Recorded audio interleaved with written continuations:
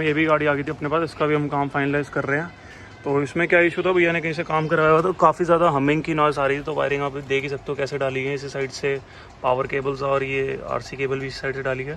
Speaker wire भी आप देख सकते हो। इसके बाद हम आपको डाल के दिखाएंगे कि हम क्या काम करके देंगे भैया को। वायरिंग का प्रोसेस शुरू कर दिया हमने इसमें।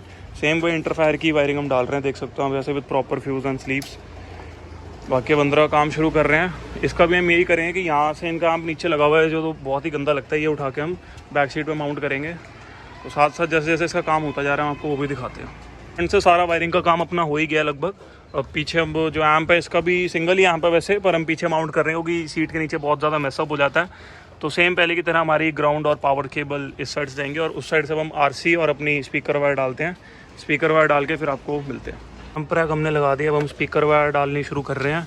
और थोड़ी भाई कह रहे थे गाड़ी में दिक्कत ये आ रही है कि जब गाड़ी खड्डे में जाती है तो स्पीकर बंद हो जाते हैं।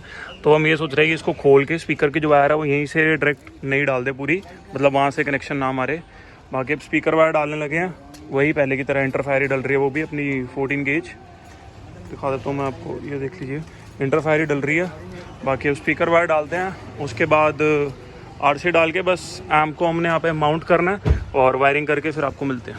सारा हो गया, अब आगे से काम हम शुरू कर रहे हैं। यहाँ से स्पीकर वायर और आरसी केबल डाल रहे हैं। सो टरेटो की इसमें मिड्स लगी हुई थी 80 वाट RMS की, और जो इसकी स्पीकर वायर चल रही थी वो भी मैं आपको दिखा देता हूँ। इन स्पीकर वायर पे चल रहे थे जिसके चक्कर में ये ना आउटपुट दे रही थी और हमिंग जो ले रही थी वो इसके इशू में ले रही थी। मैं दिखाता हूँ फोकस करके एक बार आपको।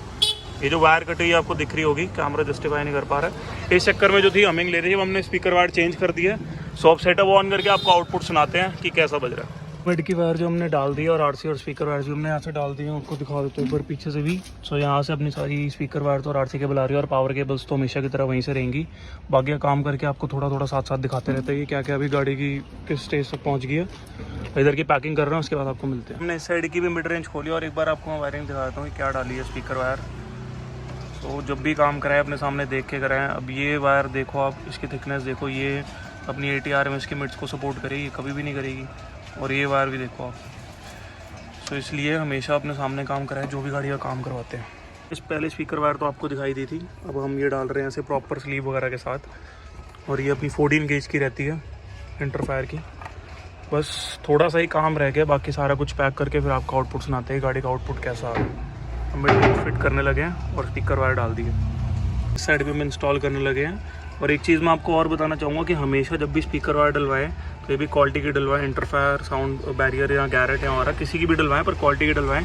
चाइनीज़ वायर या कभी भी लोकल वायर डलवाएंगे तो वो आगे जाके हमेशा आपके लिए प्रॉब्लम क्रिएट करेगी ही करेगी। ये थोड़ा बस एक्सपेंसिव रहती है, फिर ये चीज़ें लाइफ टाइम चल जाती हैं। सारा काम तो हो ही चुका है, एम्प की माउंटिंग भी हमने कर दिया प्रॉपर। बस बाकी अब यहाँ से सीट पैक करनी है और उसके बाद सारा सेटअप ऑन करके फिर आपको आउटपुट सुनाते हैं कैसा आ रहा है। बाकी एक बार एम्प की माउंटिंग आप देख लो, पूरी वायर टू वायर करिए क्लियर।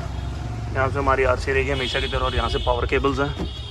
इस काम गाड़ी का जो है ऑलराउंड हो ही गया है। बस हमारी जो एक मिड है वो थोड़ी दिक्कत दे रही थी, चल नहीं रही थी। सो भैया ने कहीं और से इंस्टॉल कराई तो मैंने उनको ये बोला है कि आप एक बारी कह रहे वारंटी में, तो मैं कहा एक बारी आप रिप्लेस या रिपेयर जो भी होगा इसको करवा के देखो। फिलहाल के लिए भैया के पास एक स्पीकर पड़ा था, हमने फिलहाल काम चलाने के लिए उस साइड ये लगा दिया और उस साइड तो अपनी मिड ही चल रही है। तो ये स्पीकर छोटा है तो हम उसकी भी स्पीकरों की भी मतलब मिड रेंज के हिसाब से गेन सेट थी वो भी कम कर देंगे। बाकी एम्प भी हमने माउंट कर दिया, आपको मैं एक बार माउंटिंग भी दिखा देता हूँ। ये हमने इसको यहाँ माउंट करा और यहाँ से अपनी वही पावर केबल्स रहेंगी। और ये जो हमने वायर है ग्रे लगानी थी पहले ग्राउंड पर, ग्राउंड जो है छोटी बढ़ रही थी तो इसलिए हमने एडिशनल ऐड करी है। सो बाकी माउंटिंग वगैरह सारी आप देख सकते हैं और बेस ट्यूब तो अपनी JBL ही चल रही है साथ में। सारा काम ऑलमोस्ट हो ही गया है। आपको माउंटिंग पहले भी दिखा चुका था, थोड़ी लाइटिंग का इशू था तो मैं एक बार दोबारा दिखा दूं। बाकी बस अब गाड़ी को पैक कर लगे हैं, फिर आपको आउटपुट के साथ मिलते हैं कि आउटपुट कैसा आ रहा है। और बेस ट्यूब भैया की अपनी थी JBL पुरानी जो कि चल रही है और 4 चैनल पे बहुत बढ़िया चल रहे हैं। 2 हमने स्पीकर चलाए और एक हमने बेस ट्यूब चलाई है इस पर।